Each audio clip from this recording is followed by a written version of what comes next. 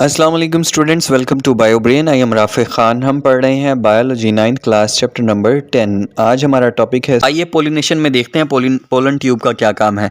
Pollination, the male gametophyte यानी कि pollen grain जो है कंटेन स्पर्म, दो स्पर्म्स होते हैं, वाइल द फीमेल गैमेटोफाइट यानी कि एम्ब्रियोनिक सैक कंटेन एग। अब ओवरी के अंदर एग है और पोलन ग्रेन के अंदर स्पर्म्स हैं। The pollen grain are transferred from the anther to stigma so the sperm can fertilise the egg. अब पोलन ग्रेन जो है वो एंथर से स्टिग्मा पे ट्रांसफ़र होता है और ट्रांसफ़र होने के कई तरीके मैंने आपको बताए थे कि फूल इसीलिए अट्रैक्टिव होता है, उसकी कलर्ड पत्तियां होती हैं ताकि इंसेक्ट को वो फूल, खुशबू भी उसमें इसीलिए होती है इंसेक्ट को अट्रैक्ट कर सके। उसमें नेक्टर यानी कि जूस भी इसीलिए होता है, इंसेक्ट जूस पीने आते हैं और इस नतीजे में वो उनकी टांगों के साथ पोलन ग्रेन चिपक जाते हैं और वो pollen grain male reproductive organ से फीमेल रिप्रोडक्टिव ऑर्गन यानी कि एंथर से स्टिग्मा पे ट्रांसफ़र हो जाते हैं। अच्छा, अब एंथर से स्टिग्मा पे ट्रांसफ़र हो जाते हैं, आगे पोलिनेशन की भी इस अमल को बोलते हैं पोलिनेशन। पोलिनेशन की भी कई किस्में, दो किस्में हैं, like self pollination and cross pollination. वो भी मैं आपको बताता हूँ। पहले पोलिनेशन को कंप्लीट कर लेते हैं, फिर मैं आपको बताता हूँ सेल्फ पोलिनेशन क्या होती है एंड क्रॉस पोलिनेशन क्या होती है। The transfer of pollen grain from anther to stigma, इसको पोलिनेशन बोलते हैं। अच्छा, अब सेल्फ पोलिनेशन क्या चीज़ है? The transfer of pollen from the anther to stigma of the same flower और an other flower on the same plant is called self pollination. अच्छा जी, पोलन ग्रेन का एंथर से स्टिग्मा पर ट्रांसफ़र होना तो सीधा सीधा कहलाता है pollination.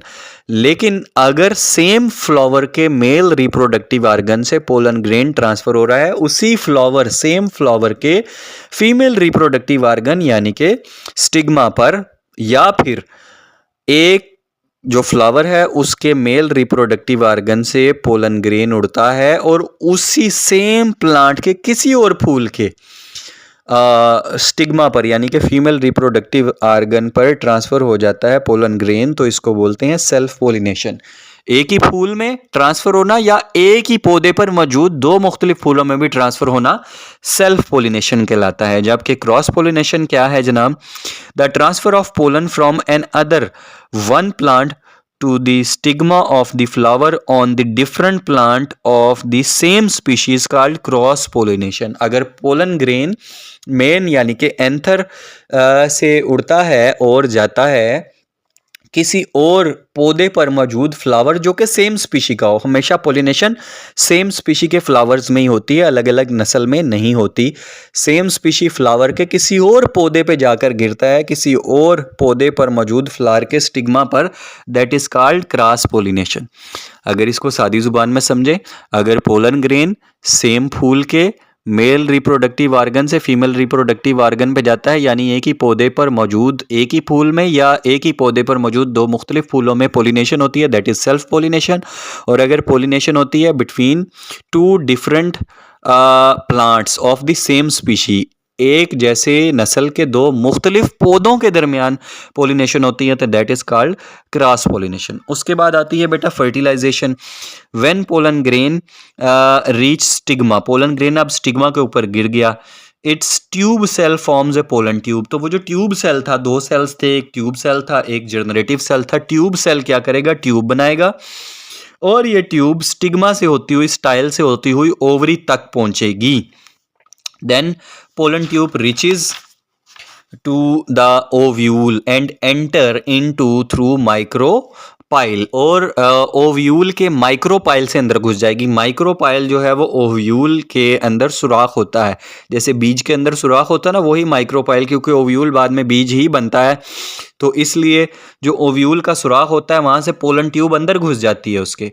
The generative cell of pollen grain form two sperms. अब जनरेटिव सेल ने दो स्पर्म्स बना दिए थे, which enter into the embryo sac and reaches to the egg. अब ये दो स्पर्म जो हैं वो एम्ब्रियो सैक के अंदर चले गए हैं। एम्ब्रियो सैक क्या है? ओव्यूल। ओव्यूल के अंदर चले गए हैं माइक्रोपाइल के जरिए, क्योंकि ट्यूब को डायरेक्ट अंदर घुसाया गया था माइक्रोपाइल से ताकि इधर उधर स्पर्म्स ज़ाया ना हो। अब ये दोनों स्पर्म एग सेल तक पहुंच गए हैं, लेकिन ये दोनों स्पर्म्स एग सेल को फर्टिलाइज नहीं करेंगे, सिर्फ एक सेल एग को फर्टिलाइज करेगा। One sperm fuse with the egg forming a diploid zygote. एक स्पर्म जब एग से मिलेगा तो वो जाइगोट बन जाएगा। ऑब्वियसली जाइगोट डेप्लॉइड होगा, यानी कि उसमें नंबर ऑफ क्रोमोसोम जोड़े की शक्ल में होंगे, पूरे होंगे। The zygote eventually develop into the embryo, और जाइगोट से फिर एम्ब्रियो बन जाएगा, छोटा पौधा, बहुत माइक्रोस्कोपिक पौधा, जिससे अगली नई नस्ल बढ़ेगी। सेकेंड स्पर्म जो है वो दूसरा स्पर्म क्या करेगा, वो फ्यूज हो जाएगा, मिक्स हो जाएगा, किसके साथ, फ्यूजन न्यूक्लियस के साथ। फ्यूजन न्यूक्लियस जो स्टार्ट में बना था, जब मैंने आपको बताया था कि ओव्यूल के अंदर अब 7 सेल्स हैं, एक एग सेल है और 2 न्यूक्लियाई ने फ्यूज होके फ्यूजन न्यूक्लियस बनाया था, उसके साथ जाके एक स्पर्म मिलेगा और ट्रिप्लाइड न्यूक्लियस बना देगा, क्योंकि उसमें पहले 2 न्यूक्लियस थे और एक न्यूक्लियस जो है वो स्पर्म सेल का गया, तो 3N ट्रिप्लाइड न्यूक्लियस बन गया। The nucleus then develop into the tissue called endosperm, और ये डिवेलप होगा और इससे एंडोस्पर्म बनेगा। एंडोस्पर्म का काम क्या है, नरिशमेंट प्रोवाइड करना एम्ब्रियो को। उगता हुआ एम्ब्रियो जब बड़ा होगा तो उसको ये नरिशमेंट यानी कि फूड प्रोवाइड करेगा। This process of fusion of two sperm and two sperm, क्योंकि 2 स्पर्म्स थे वो एक साथ मिले, 1 मिला एक एग के साथ और दूसरा मिला फ्यूजन न्यूक्लियस के साथ। इसका डबल फर्टिलाइजेशन, क्योंकि 2 स्पर्म्स ने जाके फर्टिलाइज किया, एक ने एग सेल को फर्टिलाइज किया, दूसरे ने फ्यूजन न्यूक्लियस के साथ जाके वो मिक्सअप हुआ, that is called double fertilisation. It is the unique character of angiosperms, और ये फूलदार पौधों का एक यूनिक करेक्टर है। नेक्स्ट 5th स्टेप है जी सीड एंड फ्रूट फॉर्मेशन, के किस तरह से सीड्स बनते हैं फूलदार पौधों के अंदर और फ्रूट कैसे बनते हैं। After fertilisation the zygote develop into embryo and triploid nucleus develop into angiosperm tissue. ये तो आपको पता है कि जब फर्टिलाइजेशन हुई थी तो जाइगोट से एम्ब्रियो बन गया था और ट्रिप्लॉइड सेल जो है उससे एंडोस्पर्म बना था। एंडोस्पर्म ऐसे टिश्यू हैं जो कि फूड प्रोवाइड करेंगे किसको, एम्ब्रियो को, जब वो ग्रो करेगा। After this development the ovule, जिसको हमने सैक भी बोला था, ठीक है जी, एग सैक भी आप कह सकते हैं, जो ओव्यूल था is said to be mature into now called seed, और ओव्यूल जो था वो सीड बन गया था। मैंने क्यों कहा था माइक्रोपाइल वो सुराख है जो सीड के अंदर पाया जाता है। अब जब ओव्यूल मेच्योर होगा तो वो सीड की शक्ल इख्तियार कर लेगा और उसमें माइक्रोपाइल फिर भी मौजूद होगा। ये वही माइक्रोपाइल है जहाँ से पोलन ट्यूब ओव्यूल के अंदर गई थी स्पर्म लेकर। The ovary change into fruit, और पूरी जो ओवरी है, स्टिग्मा स्टाइल एंड ओवरी, अब आपको याद है जो ओवरी है वो फ्रूट में बदल जाएगी और फ्रूट के अंदर सीड लगे होते हैं। माल्टे को अपने जहन में लाइए, तो पूरा जो फ्रूट है ना वो बेसिकली ओवरी है, और फ्रूट के अंदर जो सीड हैं, सीड क्या थे, ovule.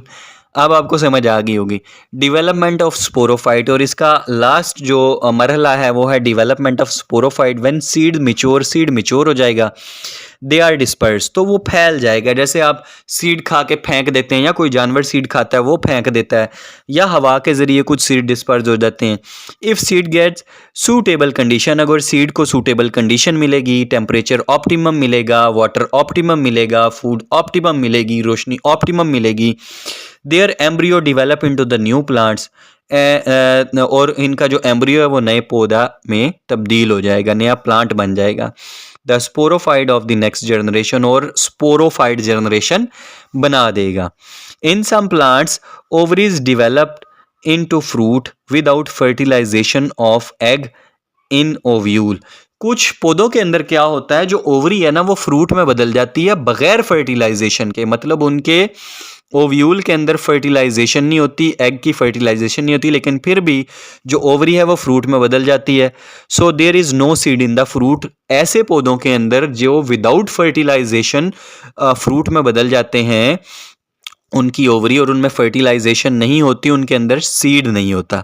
This process is called parthenocarpy, और इस प्रोसेस को बोलते हैं पार्थिनोकार्पी। पार्थिनोकार्पी क्या है, फ्रूट का बनना without fertilisation, such fruit doesn't have seeds in it, is called parthenocarpy. किसी भी फ्रूट का विदाउट फर्टिलाइजेशन बनना और ऐसे फ्रूट के अंदर सीड्स मौजूद नहीं होते, इसको पार्थिनोकार्पी बोलते हैं। और इसकी एग्जाम्पल है बनाना और सीडलेस वैरायटी ऑफ ग्रेप्स, और ग्रेप्स जिनके अंदर सीड्स नहीं होते वो इसकी एग्जाम्पल है। तो ये था हमारा आज का टॉपिक जो कि इंतहाई लेंथी था लेकिन बहुत ज़्यादा इंफॉर्मेटिव था। तो उम्मीद है आपको आज का लेक्चर समझ आया होगा, इसलिए लेक्चर को जल्दी से ख़त्म करते हैं। वीडियो को लाइक करना मत भूलिएगा, चैनल को सब्सक्राइब कर लीजिए, अपने फ्रेंड्स के साथ शेयर कीजिए ताकि रोज़ आने वाली वीडियो आप तक पहुंच सके, जिसमें बहुत आसान से एग्जाम्पल दे के रोज़मर्रा ज़िंदगी से आपको बायोलॉजी पढ़ाई जाती है और हम इस्तेमाल करते हैं पिक्चर्स और एनिमेशंस का, ताकि रसरा सिस्टम को बदल के हम आपके कॉन्सेप्ट को क्लियर कर सकें। अपना बहुत सारा ख्याल रखिएगा, आपसे मुलाकात होगी इंशाल्लाह कल एक नए लेक्चर के साथ। अपना बहुत सारा ख्याल रखिएगा। अल्लाह हाफिज़।